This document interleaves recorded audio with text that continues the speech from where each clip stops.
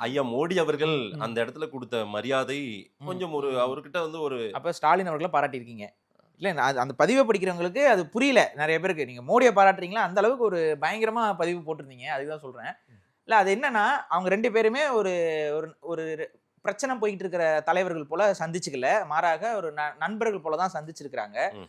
இதுவே வந்து ஒரு வினோதமா இருக்கு. காரணம் என்ன அப்படின்னு பார்த்தீங்கன்னா, ம். போன முறை இருந்த ஆய்வுக் கூட்டத்துக்கு நான் போக மாட்டேன். நான் ஏன் போகல அப்படிங்கிறத தெரிவிச்ச அதே முதல்வர், இந்த முறை அவர் போறாரு. இந்த இதுல நடுவுல என்ன ஒரே ஒரு விஷயம் மாறி இருக்குன்னு பார்த்தீங்கன்னா, தமிழகத்துக்குள்ள இடி ரைட்ஸ் ம். நடந்திருக்கு. அது முக்கியமா இவர்களோட அசோசியேட் ஆகுற மாரி அந்த திரைத்துறை சார்ந்த நபர்கள் மேல, இவங்களோட நெருக்கமாக இருக்கக்கூடிய நபர்கள் மேல, இந்த டாஸ்மார்க் சார்ந்த ஊழல் விஷயம் சார்பாக இடி ரைட் எல்லாம் நடந்துட்டு இருக்கு.